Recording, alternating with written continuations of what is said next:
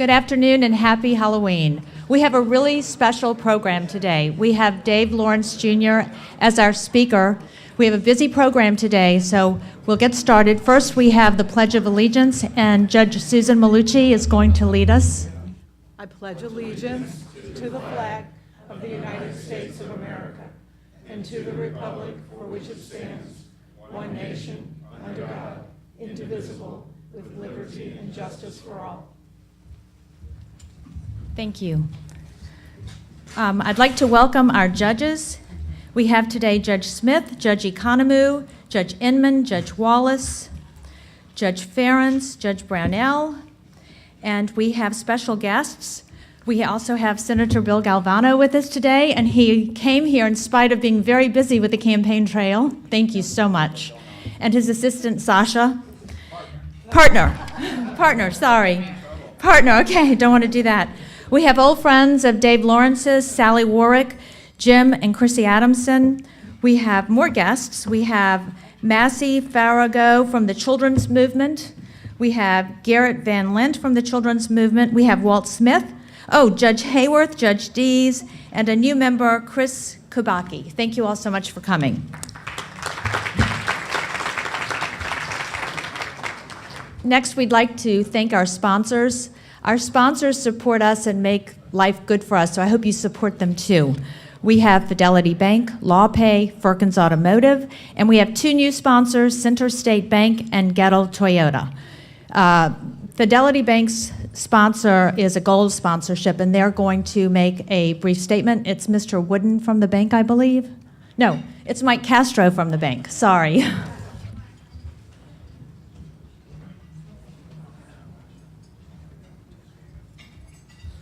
Yes, well, good morning, good afternoon. It's afternoon now.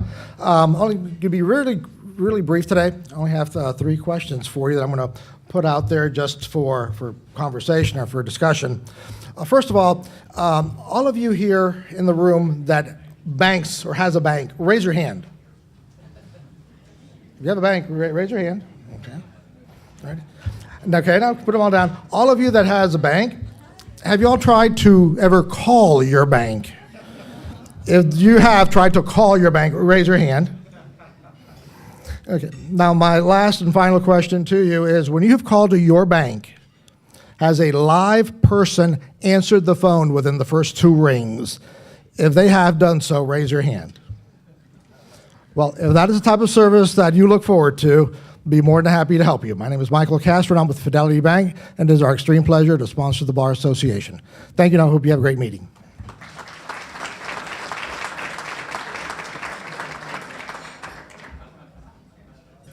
Okay, now there's a game. Under your chairs, each table has a chair that has stickers under it. So if you don't mind, if you could look under your chairs, and the winner gets one of Dave Lawrence's books, which he has agreed to sign. So if you have a sticker, just raise your hand and Grace Ann will deliver a book to you. Sorry this is a pain, but we didn't know how else to do it.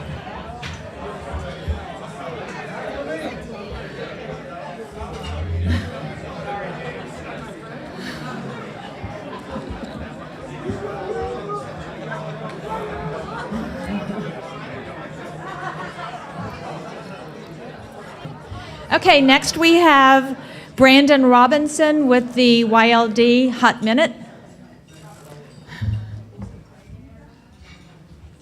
Good afternoon. It's been a very busy month for Young Lawyers Division. Starting out on October 7th, we did a health and wellness kayaking event.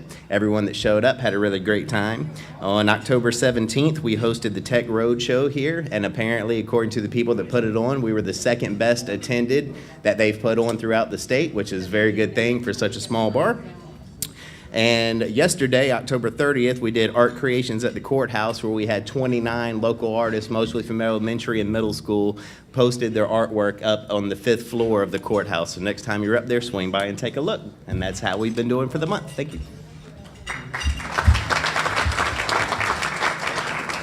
The art in the courtroom is really cool. It's on the 5th floor, just like you said, and it's really worth seeing. I was up there last night, and the kids were so adorable and so proud. Great job, YLD. Next, Lori Dorman is in Israel, so she asked me to announce that the next diversity meeting is November 8th. They are partnering with Sugg Middle School, and it's really cool. They are working with sixth graders who have been identified by the school as underprivileged children who hold great promise. So what they're trying to do is get people to partner with them and help them along. It's a great program, and the kids are great. So if you have any interest, either email Lori or show up at her meeting, which is November 8th at noon. Thank you. Now, let's see where I am now. Okay, next I have my husband, Dave Dietrich, who is going to introduce Dave Lawrence. Thank you.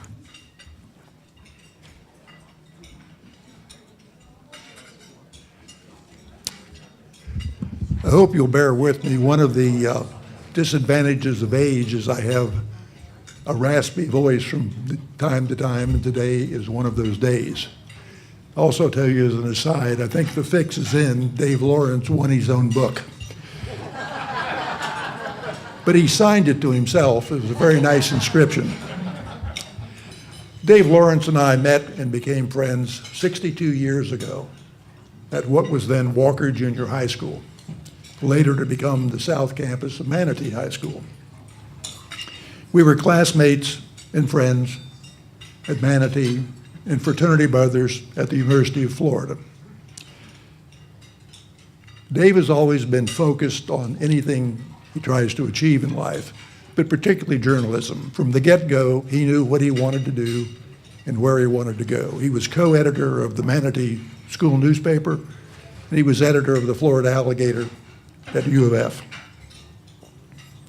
Dave has always been focused on the best of the profession of journalism, what it is meant to be. It reminds me of one of those characters in the old black and white movies about reporters, portrayed by somebody like Humphrey Bogart in Deadline USA. I could recount his outstanding resume of awards, recognitions, accomplishments, and positions, but you have on your tables his bio. And frankly, we don't have time for me to read it, but I encourage you to review it if you haven't done so already. You'll be impressed and a little tired. David met his wonderful wife, Roberta, working for the Alligator. They have 5 children. And among all those awards, I strongly suspect the ones that mean the most to David are that he and Roberta were named Family of the Year, and he was honored as Father of the Year. Suffice it to say that David is recognized as one of the country's most renowned and outstanding journalists with a fantastic and interesting career. Every place he went, he understood that beyond just reporting the news and reporting it accurately and well, it was important that he, as the editor, and his staff become immersed in the community, learn to know and be a part of the community, learn what the people in the community most cared about, what they were concerned about, in order to serve them best. As a fallout from that, or corollary, at each place he has lived and worked, he became embedded in the community, an active community leader and civic leader, leading lots of projects, and on several occasions, and this amazed me, raising millions of dollars. In his career, Dave has met and known the rich and the powerful. He interviewed Fidel Castro. He dined with the Queen, had an audience with the Pope, and has met every president from Nixon to Trump. And that's just a smattering of it. But he also met the poor and the powerless and got to know them and their issues, as well as meeting and knowing the issues of all of us in between, those two extremes. When Dave retired as publisher of the Miami Herald in 1999, he embarked on a second career, dedicating his life to early childhood development. He founded and led the formation of the Children's Trust in Miami-Dade, which is one of the most successful early development programs in the country. He founded the Children's Movement of Florida, which he chairs to this very day. Until I read Dave's book, I don't think I ever really understood the critical nature of early childhood development and how the lack of a proper framework and nurturing in education can irreversibly limit a child's ability to learn. It's sort of, if you don't use it, you lose it in the first 5 years. And lest you think this is all about the underprivileged, which of course have special challenges, it can apply to any of our children or grandchildren. Dave has a term he uses in his book that many child care centers, not all of them of course, are just warehouses.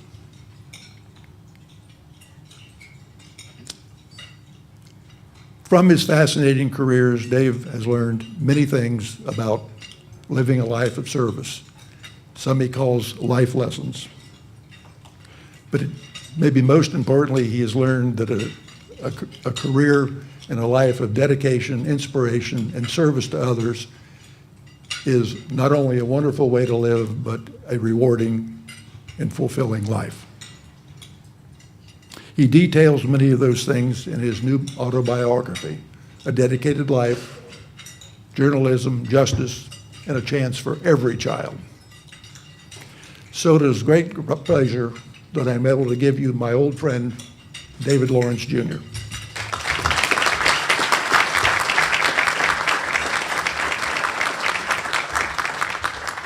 So I'd be grateful next time, David, if you would make it your longtime friend,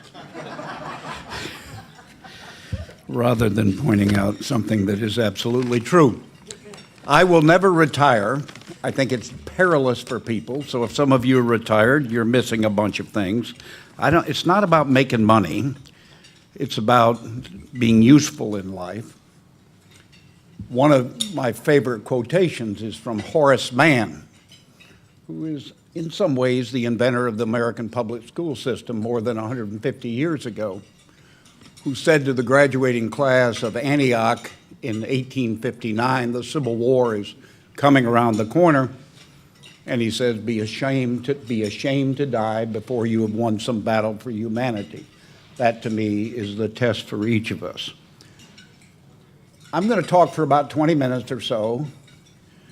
Alex is going to signal me from the side somehow and tell me when that time is up, and then I thought we would do some questions.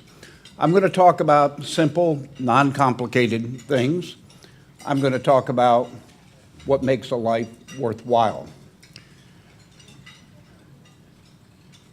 I grew up on a farm, was driving a tractor when I was 10 years old. OSHA would have you in jail now for this, or your parents in jail for this. And the farm didn't do well enough, ultimately.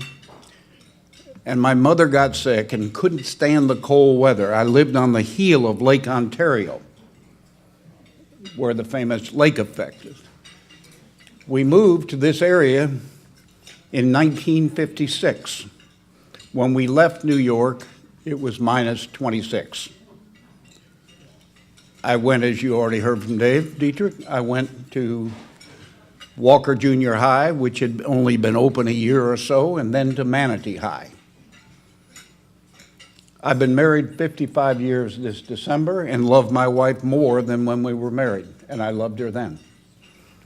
Our children are 54 to 33. If some of you have multiple children and maybe only one, you'll know what I'm talking about when I say I'm only as happy as my unhappiest child. Because they grow up and they have, like you and me, they have adult problems. And you can fix a 4-year-old's problems most of the time, and maybe even a 14-year-old, much harder because they have to fix it themselves. When I was 11, we got the World Book Encyclopedia at home. I'm one of 9 children. I would sit and read the encyclopedia because it was fun to learn. It still is fun. The reason why you all are successful people, beyond being pretty smart and very good looking, some of you, is because you know how to build relationships. When the bank person was up here, he was seeking to build relationships. I read at least a book a week every single week, and sometimes more than one. I do a book group in my home for people in their 20s and 30s, and 25 people met on Sunday because I want people, young people, to understand history, and I'm fear that it is not being taught, not in the way that it once was. I think people need to know the connections and the relationships. Dave Dietrich told you I'd raised a lot of money, many millions on behalf of children and some other subjects. It was all about relationships. People give to people. Is that right, Senator? They believe in people. So, for instance, I give you an example. There's a man in Miami. I think Bill Galvano knows who he is. It's a man named Mike Fernandez, who is a billionaire. His home is slightly larger than anyone's in the room, and maybe the aggregate of the whole damn room. It's 44,500 square feet under air, not counting what is not under air. He's a remarkably generous and good human being. And he asked me to help him with his book. And this book was about a pilgrimage across the top of northern Spain called El Camino de Santiago. It's a very famous pilgrimage. Goes back 1,100 years. And he wanted to pay me, and I don't think you charge friends money. But when the book was done and came out, he invited me to go along with him to walk the last leg of the journey, which is 110 kilometers. We did it, I think, in 5.5 days, up and down giant hills, into ravines. And on the fourth night in, 4 of us are having dinner and a little red wine. And he says, I'm about to sell my next company. And when I do, I'm giving you $5 million, which he did. Not to me personally, for the work with children. It's all about, life's all about values. It's all about relationships. I grew up in a home, as I told you, with 8 brothers and sisters. There were only 3 universities in Florida, State University of Florida, when I was there. Florida State, Florida, and FAMU. I incidentally sit on the board of trustees appointed by Governor Scott of FAMU, and if you see a picture of the 13 board members, you will spot me immediately, I promise you. It's actually my favorite board. I think I can make more of a difference there. I serve on a bunch of boards, but I think I can make more of a difference there. My father, who returned to the newspaper business, the House Press Gallery in Tallahassee is named for my father. My father, at dinner time, would quiz us on government and politics. You better know who the governor of the state was. I don't care if you're 8 years old. It was an extraordinary way to grow up. I can remember my parents crying in 1948 in November because Tom Dewey had lost. The Republican candidate, the candidate expected to win. Harry Truman turned out to do quite a good job for America. I remember when MacArthur made all sorts of moves to go into China, and Harry Truman told him, I'm the commander-in-chief. You're not going to do that, which would have been suicidal for this country to get embedded in that. And I can remember asking my father, what's that all about? And he said, MacArthur got too big for his britches. a very old-fashioned expression. I've never missed a day of work in the newspaper business or beyond. I worked at 7 different newspapers. My goal was to get home before the children got to bed. Life is a juggling act. You find that, Senator? Huge juggling act. How do you spend it? I told you our children are 54 to 33, and we had our first 2 children very quickly after we were married. And you think you got all the time in the world for your children, but you don't. I was managing editor of a newspaper when I was 27 years old. And I think my second set of children, I did more things with them, and I wish I had done it with the first 2. They've turned out to be great human beings, all of them. I think that you would find that they are people with great values. I think you have to have chutzpah in this world. If you don't know what the word means, look it up. It's a wonderful Yiddish word. When I was a senior at Manatee High in Bradenton, when there were only 2 schools in Bradenton, Manatee High and Lincoln High, only white folks went to one school and only black folks went to the other school. When I was a senior, I invited Jack Kennedy and Richard Nixon to my graduation. Now, part of the story is, for the cynics in this room, part of the story is they didn't come. The second part of the story is that to this day I have a letter from Richard Nixon saying, "I'm sorry I can't be there," and an autographed copy of Profiles in Courage by John Fitzgerald Kennedy. You don't know what you can do, and you don't know what you can do unless you try to do it. Our first grandchild, there's a larger story behind it, was baptized at the Vatican.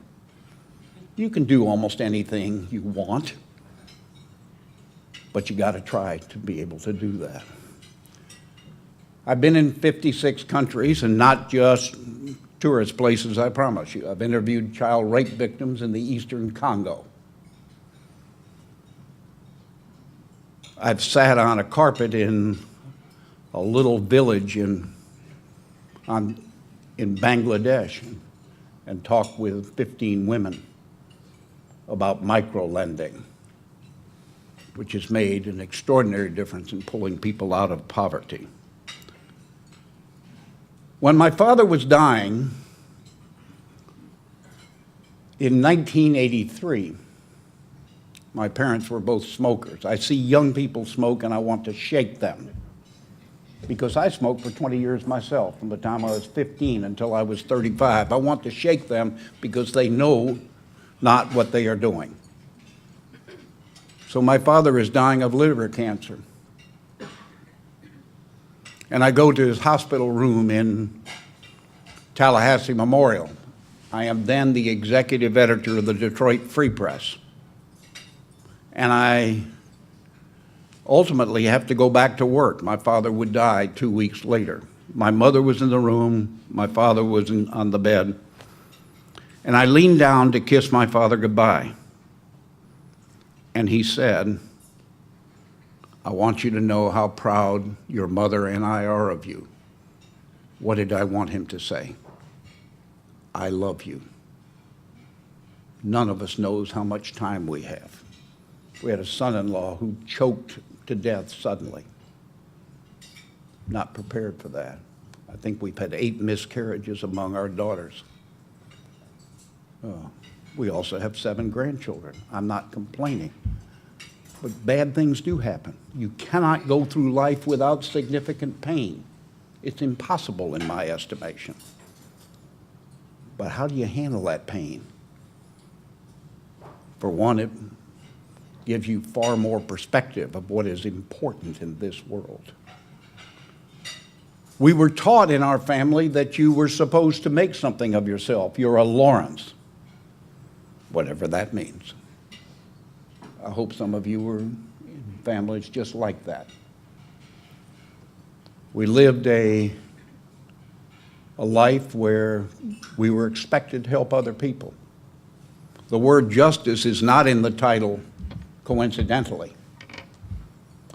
In researching for this book, I saw that my father, I knew that my father, but I found his yearbook, had graduated from Manhattan College, which is a Christian brothers school in New York City. And I saw that my father was most likely to succeed. I saw that he was editor of both the yearbook and the newspaper, and I also saw he was a member of the racial relations group in 1939. That would have been fairly early. I didn't know that, but there must be some linkage. I've been a life member of the NAACP for more than 30 years. I'm more worried about this country than I ever have been. I think this country works best somewhere toward the middle. We've got a country of 330 million people, and we better figure out how to get along and have real conversations. There's more hatefulness abroad on the land than I can remember. The greatness of this country, we always talk in every presidential election about American exceptionalism. You've heard it talked about. I'll tell you what I think is exceptional about this country. We have classically had a moral core, and we've made real progress. We've screwed up a bunch of things. If you knew the history of how we helped Iran in 1953, look these things up if you don't know them. Or what we did in Guatemala in 1954. Or frankly, how we took out Lumumba in the Congo in the early 60s. We frequently chose the wrong side for what we thought were the right reasons. And I understand the reasons. And I have some respect for the reasons. But the greatness of this country, to me, is its moral core. We wanted to be a good people, and therefore we have made significant progress.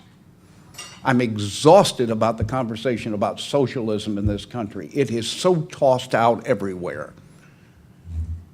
I'm not a socialist, I'm not a communist, I'm not a Marxist, I'm a centrist.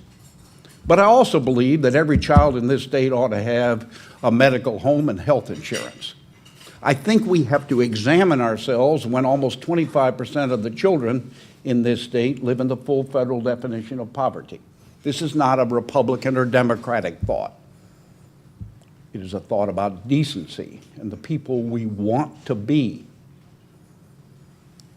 And we have mostly entirely forgotten about what Lincoln, who is my favorite president, why is he my favorite president? A bunch of reasons. But first of all, because he grew all his life. He had views which would not sit well with us today, but he grew all his life. And he talked about the better angels of our nature. And we're not doing so well in appealing to the better angels of our nature. We need to figure out how to get along, give each other the benefit of the doubt. I'm not going to live long enough for this, but what we call minorities in this country will be in the majority in the lifetime of a number of people in this room. How do we figure out how to learn about other people, respect differences, celebrate what we have in common? Every value that I believe in, I learned 70 years ago. It works for a whole life. I need to believe in a higher power than myself. Children need to grow socially, emotionally, behaviorally, developmentally, physically, cognitively, and yes, spiritually. I'm not talking about Catholic or Protestant or Muslim or Jewish. I'm talking about all people need spiritual growth. They need to believe in things that are higher than themselves. Seems to me this wouldn't be such a good world, and I like this world, if there weren't something higher than ourselves, some extra purpose, meaningful purpose in life.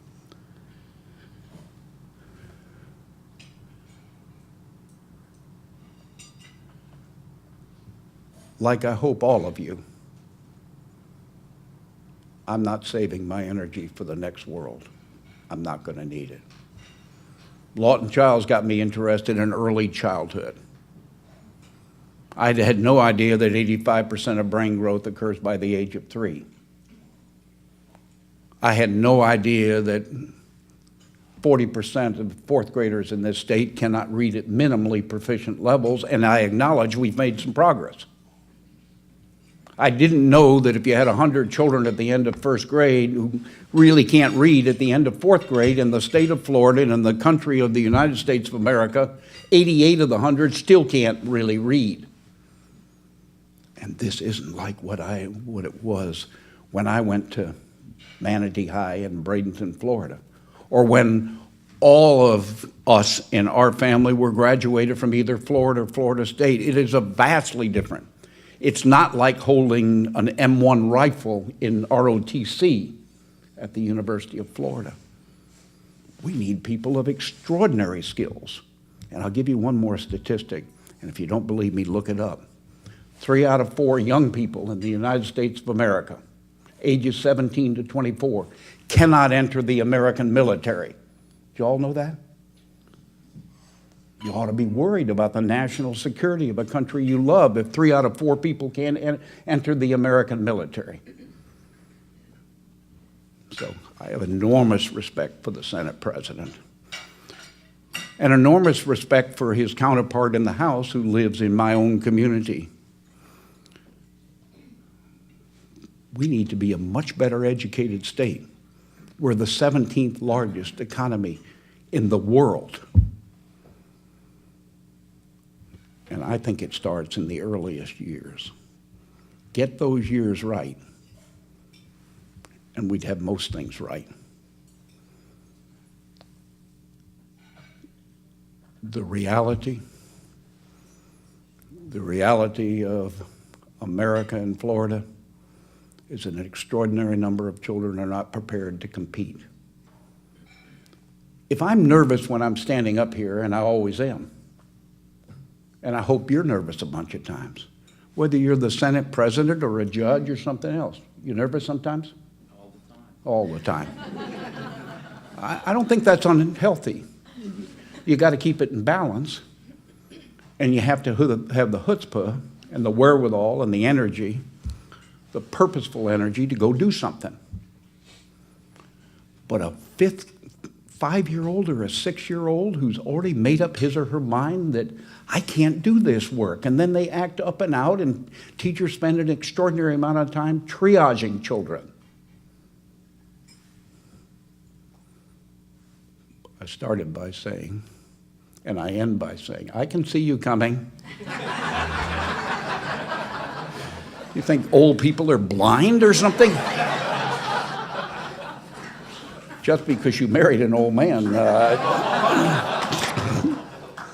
Oh, you're still here. Okay. Had no idea. It doesn't have to be gigantic things, but it does need to be something passionate. It does need to be a life where you made a difference. Thank you, and God bless you. Stay here. Okay. Dave is going to take questions, so if you would like to ask any questions, just come up to the podium there. Questions? This happened to Lincoln after the Gettysburg Address, I point out.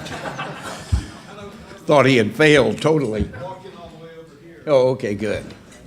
Don't go quote my own book on me. Oh, yeah. Your book's I haven't read coming it yet. at you. Okay, go ahead. You said too often well-intended middle-class people and nonprofits target one deeply disadvantaged neighborhood or another, devoting extra resources that are frequently dispersed in non-holistic ways that lead to precious little progress for children.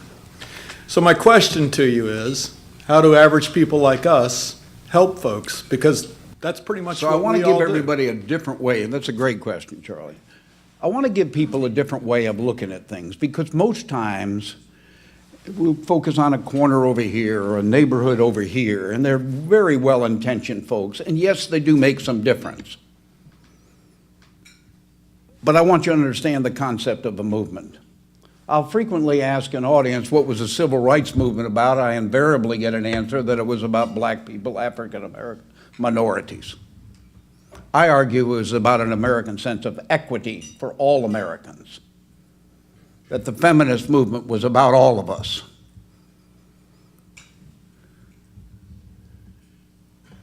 I don't think you can build a movement unless it's about everyone.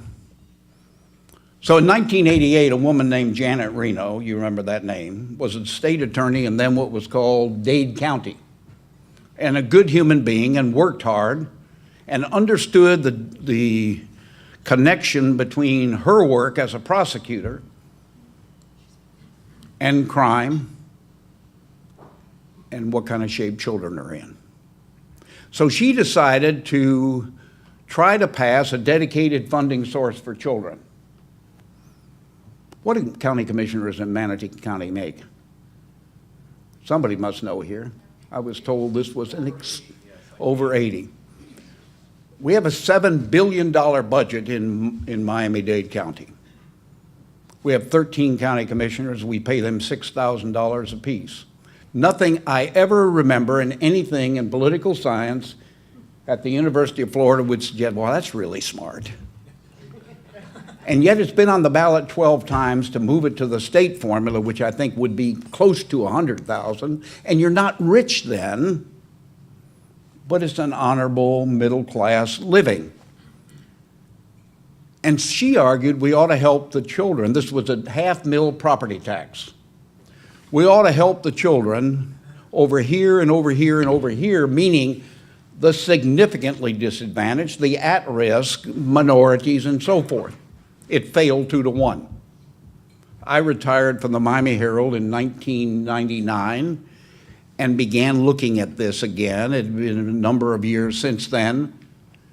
Ran a political campaign. If Bill Galvano needs to run a political campaign, I need to be a politician for the sake of the moment.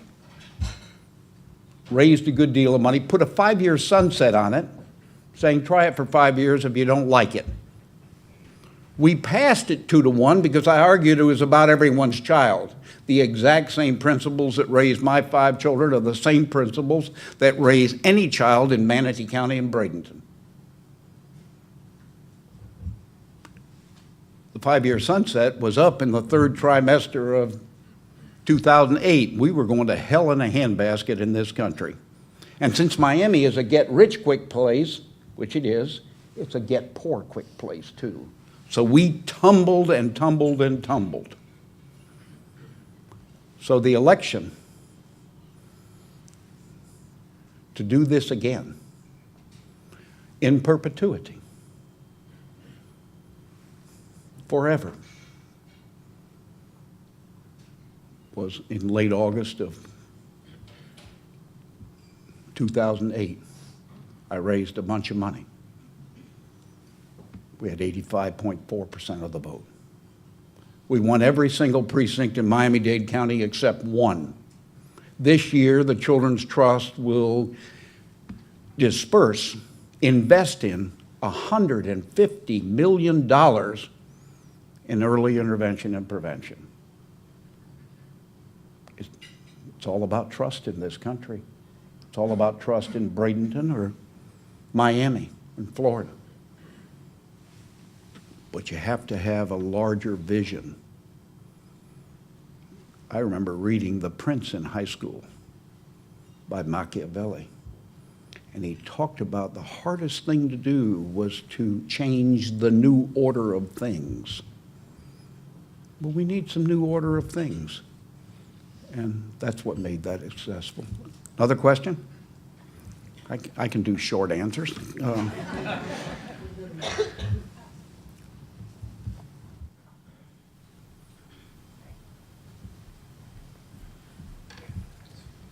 Would you be willing to share with us your opinions on Common Core and what impact that's had on education? We are so knee-jerk about so many things. One of the people I most admire in public office is Jeb Bush, who I think would have made a fine president, incidentally, but things didn't converge. There was no secret message in there. They really didn't converge.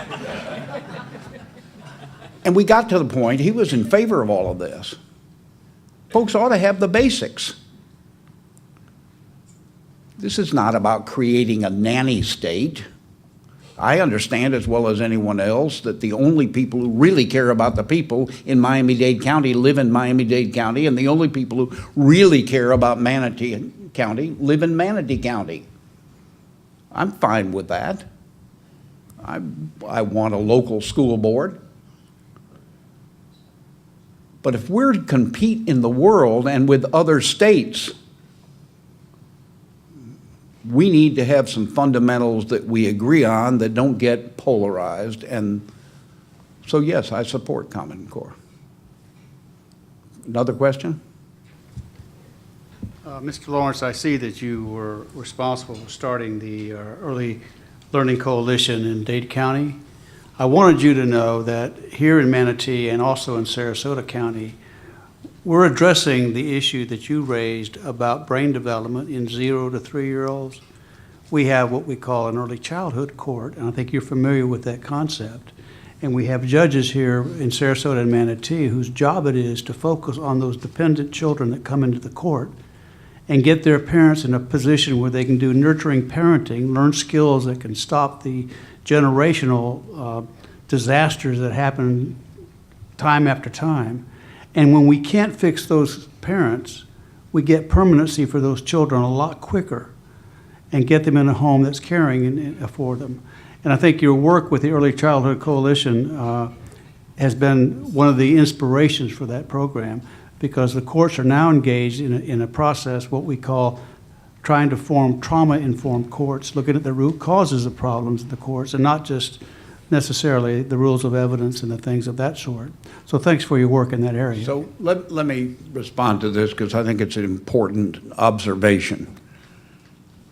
I think the judicial system is certainly part of this. The legislature is part of this. There are a lot of players in all of this. No more important player than a caring, knowledgeable, nurturing parent. If we turned out to be fairly good citizens, it's because we had parents who were quite good citizens and voted and did all the other exercises that you do in this republic.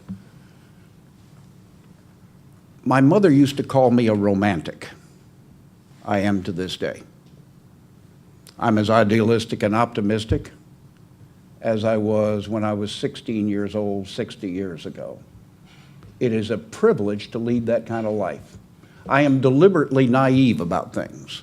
George W. Bush once talked about the soft bigotry of low expectations. An enormous number of people have low expectations of other people, including teachers frequently have this. I think if people knew what to do, they more often would do it. If you knew that TV is a lousy thing to keep on with your children, and not because of sex and violence, that's another issue, but because there is no interactivity with television. People need to have conversations.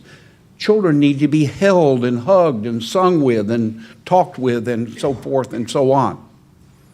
If you knew as a parent a great early literacy is your child in the shopping cart, and let's get 1, 2, 3, 4 of these. And this is yellow, and this is green, and these are shapes. If you knew what to do, we need to spend a lot more time on parent skill building way before they need to get to the court system. We spend an extraordinary number of dollars, as the Senate President knows, on police, on prosecution. I want you to keep your job, sir. Don't. This is not a direct thing. Because truly, I'm kidding you, but we really need you. Really need you. But we spend an extraordinary amount on police, prosecution, prison, and the last time I looked, we spent something higher than $2 billion on remediation in public education. Why not invest earlier in real quality? Real quality is what you need. This is not slots. It's high quality. Thank you.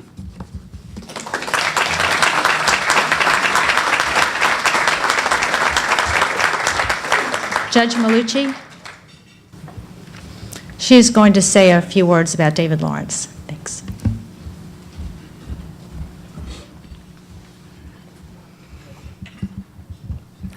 I understand that David's going to stick around and sign everyone's book, but I wanted to just make a couple of comments about how I knew of David Lawrence. Until I read his book, I only knew David as a child advocate. And for those of you who don't know about his extraordinary work, or if you haven't yet had time to read the information that's on your table, let me share just a little bit about what I know about David Lawrence, who has been, for decades, a tireless champion for all children. After he retired in 1999 as the publisher of the Miami Herald, a Miami family offered to set up a foundation dealing with children's issues if he agreed to stay in Miami and run the foundation. Because of that offer, David Lawrence ultimately founded the Children's Movement. David is the founding chair of the Early Learning Coalition of Miami-Dade and Monroe. David twice led successful campaigns for the Children's Trust. He spoke about that.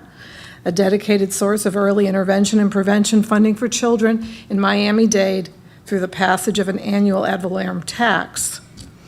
The trust provides funding to educate children, their parents, and the community at large, and to make regular health care available for all children.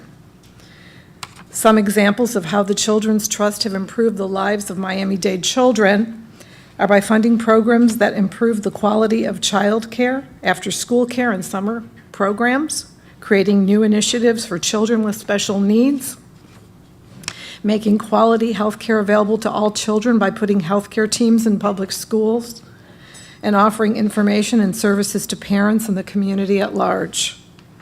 While doing all of that, David was instrumental in the passage of a constitutional amendment in 2002 that guaranteed every 4-year-old access to a free, voluntary pre-kindergarten. We know it as VBK, with its own source of funding. Please join me in just thanking David Lawrence for being here today.